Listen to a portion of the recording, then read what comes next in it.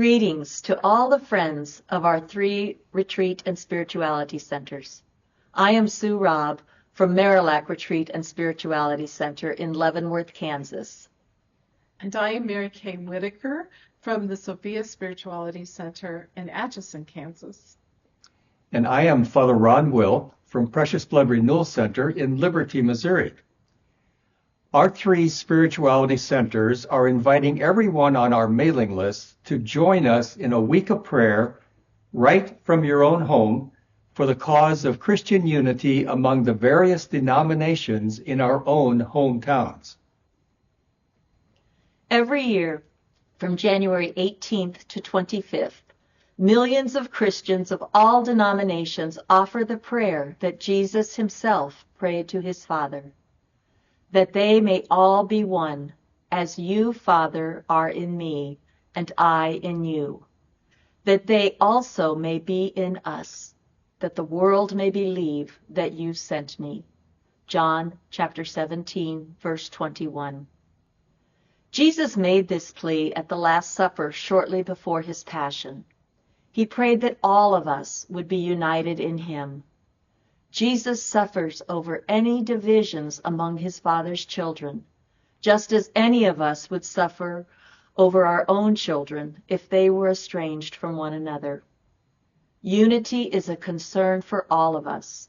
We must reach across denominational divisions and pray with one another.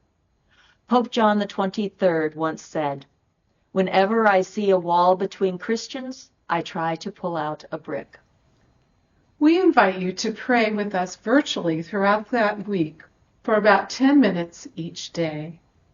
We will post on our 3 websites short prayers for each of the days between January 18th and the 25th, which will highlight one of the leaders in the ecumenical movement as an example for ourselves. We encourage you to share these prayers with members of your family and circle of acquaintances, including those who belong to another faith tradition. Pope John the 23rd wanted to highlight how much Christians of all denominations had in common with each other. He wanted to encourage Christians from all traditions to listen to one another with respect, to work together for the good of the world, and to celebrate their common faith in Jesus Christ. One of the witnesses of Christian unity we will highlight during this week is Brother Roger Schutz, the founder of the Taizé ecumenical community in France.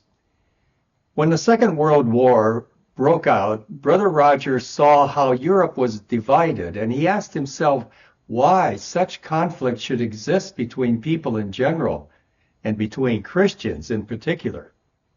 He felt himself impelled to build a community in which reconciliation and peace would be lived out daily.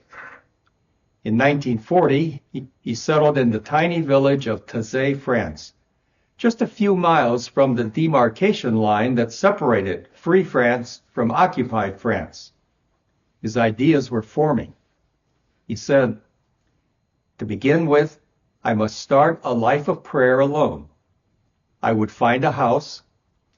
There would be prayer in the morning, at midday, and in the evening, and I would take in those who were fleeing." At the age of 24, Roger imagined a dozen men leading a life centered on the call to prepare the way of the Lord and to be one so that the world may believe. Without humiliating anyone, without becoming a symbol of denial for anyone, he believed that it is possible to embrace within oneself the attention to the Word of God so profoundly lived in the Reformed tradition, the treasures of the spirituality of the Orthodox tradition, and all the charisms of communion of the Catholic Church, all the while daily putting one's trust in the mystery of faith. What Brother Roger started in the 1940s grew until today. It is a worldwide movement. Throughout the week, we will pray for unity and highlight the stories of witnesses to unity like Brother Roger.